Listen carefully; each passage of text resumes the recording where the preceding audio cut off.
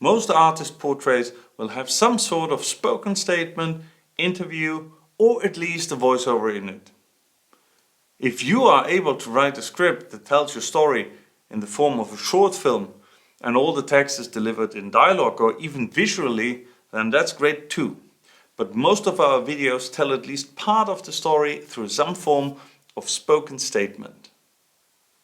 There are 3 different basic setup types. Speaking directly into the camera, like what I'm doing now. Speaking to an interviewer off camera, like you can see in these examples. Or recording a voiceover. Each of these 3 methods have their own advantages and disadvantages, and I will explain some of them. When you are talking directly to the camera, it doesn't feel like an interview, but more like a speech or a statement. Looking directly to the camera connects you more to the viewer and has a stronger impact.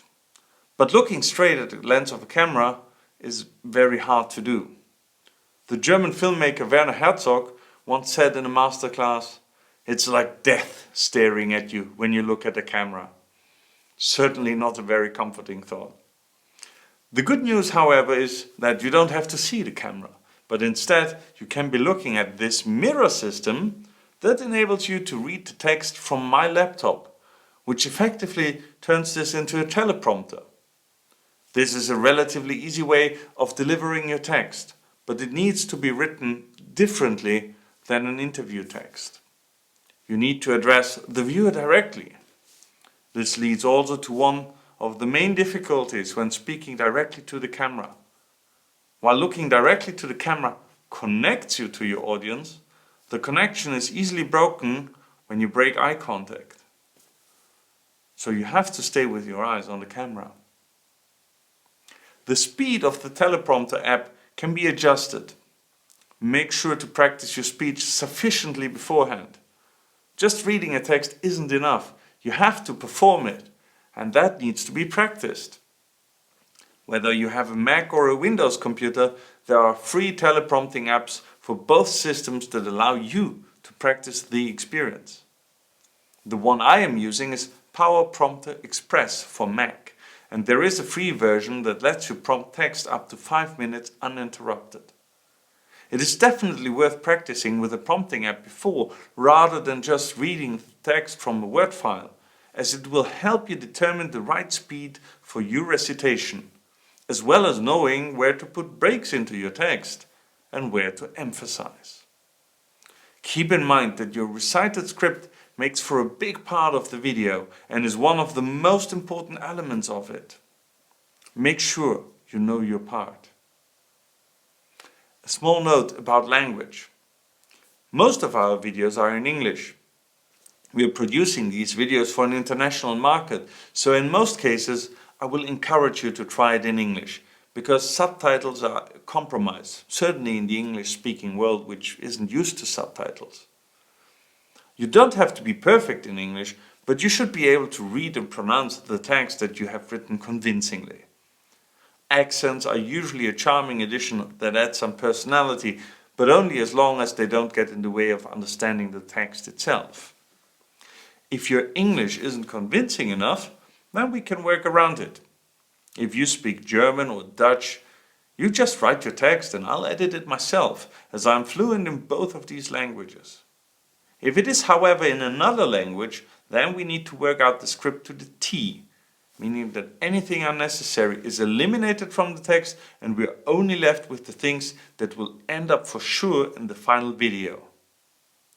You see, sometimes I get rather long texts which I don't want to shorten necessarily in pre-production, but I record them completely to give me more options in editing. When the pictures and the music are added, I can see which parts of it I use. But to do that, I need to understand the text, as otherwise I might be cutting grammatically incorrect sentences, which we don't want, of course. Sometimes I'm building a single sentence out of 4 or 5 different fragments, and I need to be sure these line up correctly. If I don't speak the language, I will have to send you the fragments I have in mind and ask you every time whether this works or not. which would be a very lengthy process and is therefore not a viable option. So, a text in any other language than English, German or Dutch needs to be kept to the absolute minimum, basically to the final version, and provided with an English translation as well. The second way I mentioned above is a classic interview setup, as you can see in most of our previous artist portraits. In this setup you're not facing the camera directly, but looking at an interviewer, which would be me, and we're having a chat about music. The atmosphere of this setup is slightly more loose and conversational. Some of the musicians I interviewed actually spoke indeed freely, but many of those interviews are set up exactly the same way as when talking directly to the camera, with the teleprompter being where the interviewer would be and the interviewee reading the script off the screen. While this worked okay over the past, with some musicians that would have not felt comfortable speaking freely in an interview, I'm very happy that now we have the solution with the mirror, allowing a speaker to look directly at the camera, as this is a much more natural solution for teleprompting than a fake interview. A completely free interview is definitely one of the nicest solutions, but it is also one of the hardest. You need to be an experienced public speaker, be able to come up with good sound bites on the spot, comfortable in front of cameras, and many other things. As you can see in this setup I'm having here, being put in front of the camera can be quite an intimidating thing to do. It is not just a camera, it is a microphone hanging next to your face and several lights blinding you. This is far from the comfort of reading something off your own computer screen with a coffee next to you. That's why this needs to be practiced. And that's why doing good interviews is also a matter of experience. If you don't really feel very comfortable with these circumstances, chances are that a free interview might be not the best option for you. Also, don't try to memorize what you want to say. Once the lights go on, it will all be gone and will waste precious time trying to recreate what you wanted to say.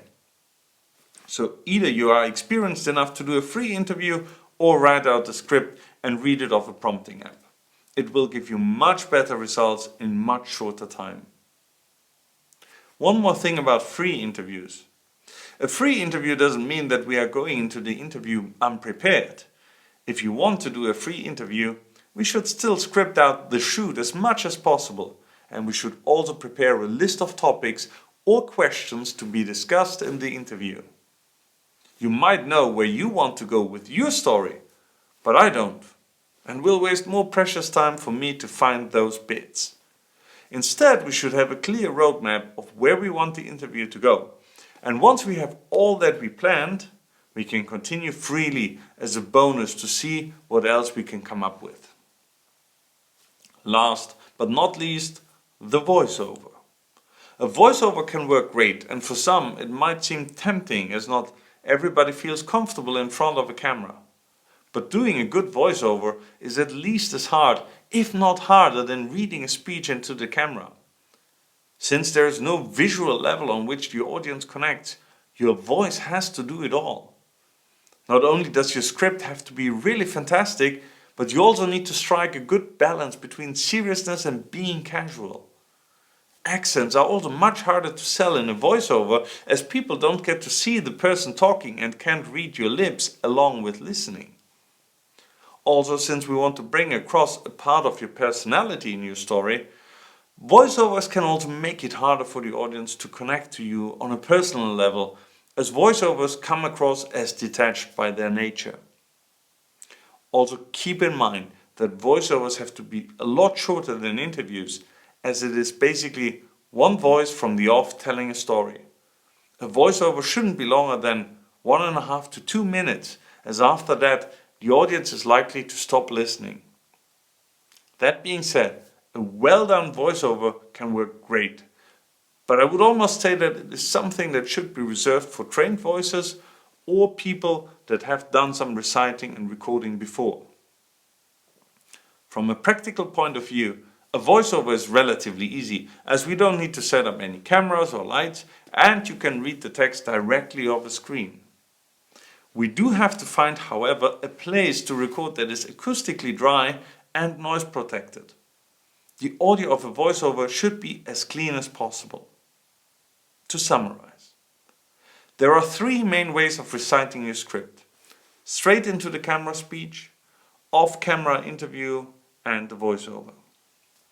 The straight into the camera speech connects best to the audience and has the advantage of being able to read your script off a teleprompting app. The interview can be very powerful if it's free. If you aren't sure whether you can pull it off, you probably can't, in which another setup might work better for you. Free interviews also need to be planned. Free interviews will be much longer, as we can't exactly plan out what will be said when.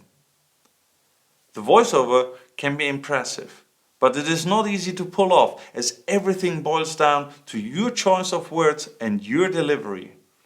Also, it can come across as somewhat heavy-handed, cliché, in a time, and not very personal. Doing a voiceover means walking a thin red line. If you hit the mark, it can be great. Miss it, however, and it is underwhelming.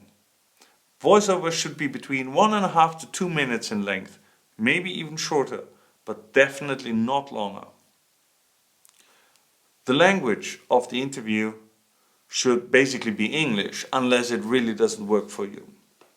If it has to be in another language, the script needs to be very tight, reduced to the absolute minimum, and delivered in original form, as well as an English translation for subtitles. Practice reading off a prompting app. You can find those for free for Windows and Mac systems. If you really can't find one of them, read it off your screen, but practice speaking it out loud and with inflection.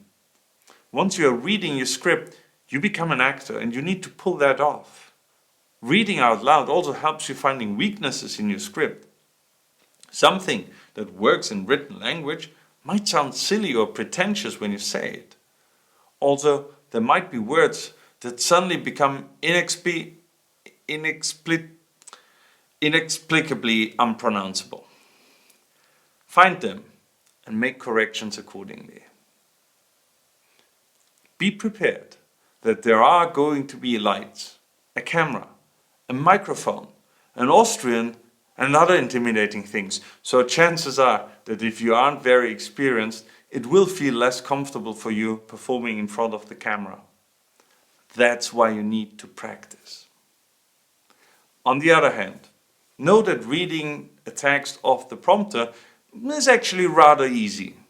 Many musicians in the past were worried that reading off the screen would be difficult for them, but usually they are pleasantly surprised. Politicians do it all the time, and the reason is that it is easier than speaking freely. Last but not least, once you have your script and you practiced it, we will have a Skype session during which I will ask you to perform your script. These rehearsals are a good test run for what happens later. If you are going to be nervous doing it on Skype, you will be even more nervous doing it with the light shining in your face. Practice makes perfect. Whichever of these three forms you choose, or even if you decide to bring your story across in a completely different manner, it is important to make a decision about this rather early on in the process, as this choice will greatly influence the way in which you are going to write your script. Phew, this was a long one, but very important, and I promise that the following chapters will be shorter again. Next up, I will be talking about the choices of music, so see you then.